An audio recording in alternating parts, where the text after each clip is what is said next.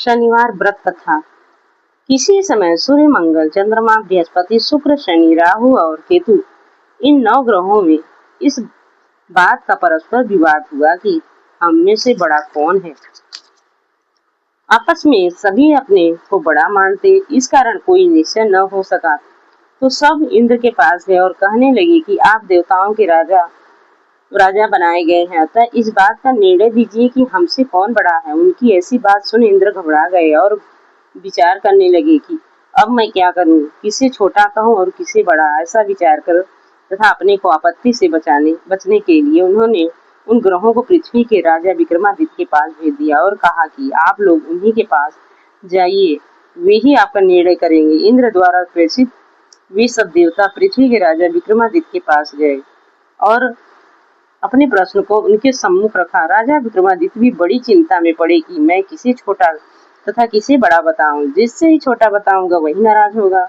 अतः राजा ने मुंह से न कहने वाला एक उपाय सोचा और सोना, चांदी, कांसा, पीतल, शीशा, रांगा, जस्ता, अभ्रक तथा लोहा, 9 धातुओं के 9 आसन बनवाए और सब आसनों को क्रम से रख दिया तथा सब ग्रहों से अपने अपने आसनों पर बैठने के लिए कहा। जिसका आसन सबसे आगे ही है वही बड़ा माना जाएगा। लोहे का आसन सबसे पीछे था, वह शनि देवता का आसन होता है। अतः शनि देवता ने सोचा कि मुझे सबसे छोटा बनाया गया है, इसलिए वे नाराज हो गए और अत्यंत क्रोध करते हुए बोले, हे राजा, तुम मेरे पराक्रम को नहीं जानते कि मुझ में कितना बल है। जबकि सूर्य एक राशि पर 1 माह, चंद्रमा 2.25 दिन, मंगल 1.5 माह, बृहस्पति 13 मास, बुध तथा शुक्र 1 माह तथा राहु और केतु दोनों उल्टे चलते हुए एक केवल 18 माह रहते हैं, परंतु मैं तो एक ही राशि पर 30 माह तक रहता हूँ। बड़े बड़े देवता तक मुझसे दुखी रहते हैं। हे राजन, मेरे प्रभाव को कान खोल कर सुन लो कि जब भगवान राम पर 7.5 आई तो वे वन को गमन कर गए और रावण पर 7.5 आई तो राम लक्ष्मण ने लंका पर चढ़ाई की तथा रावण के समस्त कुल का नाश कर दिया। अतः हे राजन, अब तुम सावधान हो जाओ, कारण है कि अब तुम मेरे कोप का भोजन बन चुके हो। ऐसा कहकर क्रुद्ध हुए शनि देवता वहां से चले गए। देवता तो प्रसन्न होकर गए, परंतु शनि देवता क्रुद्ध होकर चले गए। अब तो राजा के ऊपर 7.5 आ गई तथा शनि देवता ही घोड़े के सौदागर के रूप में विक्रमादित्य की राजधानी उज्जैनी में गए। और जब राजा ने घोड़ों के सौदागर के आने की खबर सुनी तो आज अश्वपाल को अच्छे घोड़े खरीदने की आज्ञा दी। फिर तो अश्वपाल सौदागर के पास जा घोड़े देखने लगा तो घोड़े की नस्ल तथा उनका मूल्य देख सुनकर चकित हो गए और तुरंत ही राजा को खबर दी कि वे स्वयं ही घोड़ों को आकर देखे। फिर तो राजा स्वयं घोड़ा देखने आए और एक घोड़े को चुनकर ज्यों ही उस पर बैठे कि वह घोड़ा राजा को लेकर बड़ी तेजी से भागा और बहुत दूर एक बड़े जंगल में राजा को छोड़कर अर्थादान हो गया। पश्चात मार्ग न जानने के कारण राजा जंगल में भटकने लगा। इस प्रकार क्षुधा से पीड़ित भटकते हुए राजा को एक ग्वाल दिखाई पड़ा, जिसने राजा के प्रार्थना करने पर उन्हें पानी पिलाया। पानी पीकर राजा ने ग्वालों से शहर का मार्ग पूछा। उसने बता दिया। तब राजा ने अपनी अंगुली से अंगूठी उतार उस ग्वाले को दे दी और स्वयं शहर जाने वाले मार्ग पर चल पड़े तथा शहर में पहुंचकर राजा एक सेठ की दुकान पर गए तथा अपना नाम बीका बतलाया। तब सेठ ने उन्हें अच्छा आदमी समझकर जलपान कराया। भाग्य से उस दिन सेठ की दुकान पर बहुत बिक्री हुई, जिससे सेठ और भी प्रसन्न हुआ और भोजन करने के लिए बीका को अपने घर ले गया। भोजन करते हुए राजा ने सेठ के घर में एक विचित्र बात देखी कि खूंटी पर एक हार लटक रहा था, जिसे वह खूंटी निकल रही थी। भोजन करने के पश्चात सेठ जब हार लेने खूंटी पर गया तो उसे हार न मिला। फिर सारे घर में हार की खोज पड़ गई और सबने बीका को ही अपराधी ठहराया, क्योंकि बीका ही एक नया व्यक्ति था। सब उसे पकड़कर फौजदार के समीप ले गए और कहने लगी कि यह आदमी देखने में तो भला लगता है, परंतु सेठ का कहना है कि इसके अतिरिक्त और कोई घर में आया ही नहीं जो हार लेता, अतः शंका तो इसी पर होती है। फिर तो राजा ने चोरी के अपराध से उसे चौरंगिया करने की आज्ञा दे दी। फिर तो जल्लादों ने तुरंत बीका का हाथ पैर काट कर चौरंगिया बना दिया, जिससे उनकी दशा अत्यंत दयनीय हो गई, क्योंकि हाथ पैर थे नहीं। यदि कोई दया करके उनके मुंह में पानी या रोटी डालता तो वे कुछ पा जाते, नहीं तो यूं ही पड़े रहते। इस प्रकार कष्ट सहते हुए बीका को बहुत दिन बीते कि एक तेली आकर उन्हें अपने घर ले गया और कोल्हू पर बैठा दिया और उसने बोला कि तुम इस पर बैठे बैठे केवल मुंह से बैल को हाँकते रहो।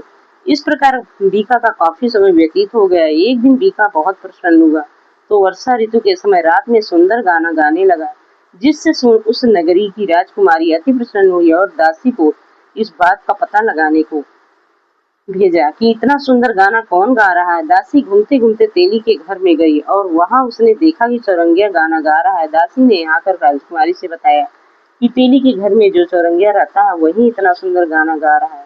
दासी की बात सुनकर राजकुमारी ने यह निश्चय किया कि अब मैं चौरंगिया से ही विवाह करूंगी। प्रातःकाल हुआ परंतु राजकुमारी न उठी तो महारानी अपनी पुत्री को जगाने आई और उसके दुख का कारण पूछने लगी। तो राजकुमारी ने कहा कि मैं जब भी विवाह करूंगी तो उसी चौरंगिया से विवाह करूंगी। जिसे सुन रानी अत्यंत आश्चर्य में पड़ गई और बहुत समझाने लगी, परंतु राजकुमारी न मानी और अनशन व्रत का निश्चय किया। फिर जब राजा को खबर मिली कि राजकुमारी ने चौरंगिया से विवाह करने का निश्चय किया है तो पुत्री के भाग्य विषय में चिंता करते हुए उसे समझाने आए।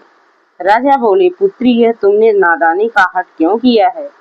क्या तुम चौरंगिया से विवाह करके सुखी रह सकोगी? क्या यह संभव है कि वह तुम्हें सुख देगा? अतः हे पुत्री, तुम यह व्यर्थ का हठ मत ठानो, इससे तुम्हें दुख होगा। तुम एक प्रतिष्ठित राजा की पुत्री हो, अतः तुम्हारा विवाह भी राजकुल में होना चाहिए। मैं अभी समस्त देशों में तुम्हारे विवाह का प्रस्ताव दूतों के द्वारा भेजता हूँ तथा रूपवान राजकुमार के साथ विवाह कर देता हूँ। परंतु राजकुमारी ने राजा की बात को ठुकरा दिया और अत्यंत नम्र स्वर में बोली कि पिताजी, अब आप मुझे अधिक न समझाए। यदि आप और कुछ कहिएगा तो मैं अपने प्राण त्याग दूंगी। मैंने अपनी इच्छा से एक बार जिस वर का वर्ण किया है, यदि वह मुझे नहीं प्राप्त होगा तो मैं विवाह ही नहीं करूंगी। राजकुमारी के ऐसे वचनों को सुनकर राजा क्रुद्ध हो गए और कहने लगे कि जा, यदि तू चौरंगिया से विवाह कर स्वयं ही अपना भाग्य फोड़ना चाहती है तो फोड़, मैं क्या कर सकता हूँ। समझाने का जो कर्तव्य था वह मैंने कर दिया, अब आगे तुम जानो। राजकुमारी से ऐसा कहकर राजा ने उस तेली को बुलाया कि जिसके घर में चौरंगिया रहता है और बोला कि तुम्हारे घर में जो चौरंगिया रहता है मैं उससे राजकुमारी का विवाह करना चाहता हूँ, अतः विवाह की तैयारी करो। फिर तो तेली अत्यंत आश्चर्य में पड़ गया, परंतु राजा के समझाने पर उसने विवाह की तैयारी की। चौरंगिया ने राजकुमारी का विवाह हो गया। रात्रि में चौरंगिया तथा राजकुमारी महल में सोए तो अर्धरात्रि के समय शनि देव ने चौरंगिया को स्वप्न दिया और कहने लगे कि राजन, क्या अब भी मेरे प्रभाव को तुमने नहीं जाना कि मुझमें कितना बल है? तुम स्वयं ही देख लो कि तुमने मुझे छोटा बनाकर कितना फल पाया। अब बोलो, तुम्हारा क्या विचार है? तब राजा ने शनि देवता से क्षमा प्रार्थना की और कहने लगे कि महाराज, अब आप मुझे क्षमा कीजिए। मैं आपकी प्रार्थना करता हूँ तथा जैसा दुख आपने मुझे दिया है वैसा दुख और किसी को मत दीजिएगा। फिर शनि देवता राजा विक्रमादित्य की प्रार्थना से प्रसन्न होकर तथास्तु कहकर अंतर्धान हो गए और उनकी कृपा से राजा के हाथ पांव पहले जैसे ही हो गए और पूर्णतः स्वस्थ एवं कांतिमान दिखने लगे।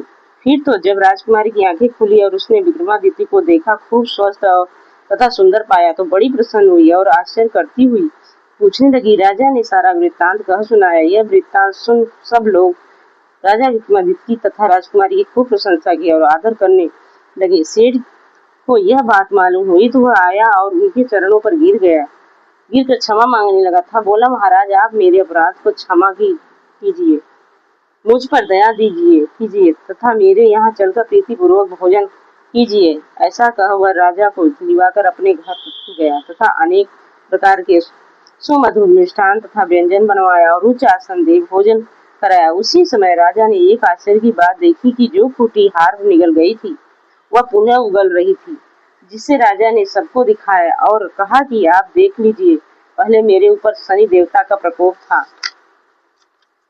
जिसके कारण यह खूटी हार निगल गई थी, परंतु अब प्रकोप हट गया, अतः खूटी हार उगल रही है। जिसे देख सब लोग आश्चर्य में पड़ गए और उसके मस्तक लज्जा से नीचे झुक गए, क्योंकि उन्होंने राजा को हार चोरी लगाई थी। पर भोजन समाप्त होने पर सेठ ने राजा को अपना जमात्र बनाना चाहा तथा उनकी कन्या श्री कुमारी का विवाह राजा से कर दिया और साथ ही दहेज और बहुत सा धन दिया। इस प्रकार सुखपूर्वक उस नगर में रहते हुए राजा का अपनी राजधानी उज्जैन की याद आई और वे अपनी दोनों पत्नियों और उनके साथ मिले हुए दहेज को लेकर चल पड़े। जब उज्जैन निवासियों ने अपने राजा के आगमन का समाचार सुना तो अति प्रसन्न हुए और राजा के स्वागत की तैयारी करने लगे। इस प्रकार बड़ी प्रसन्नता से राजा अपने भवन में पधारे। फिर तो सारे शहर में बड़ी खुशी मनाई गई और रात्रि में दीपक जलाया गया। राजा ने सारे शहर में शनिदेव की महिमा का गुणगान करवाया तथा यह कहा कि शनिदेव सब ग्रहों में बड़े हैं। सब लोग शनि देवता की प्रसन्नता के लिए चींटियों को आटा डाला करें। जो मनुष्य इस कथा का पठन पाठन या श्रवण करता है उसके समस्त दुख दूर हो जाते हैं और उनकी मनोकामना शनिदेव की कृपा से पूर्ण हो जाती है। जय शनिदेव।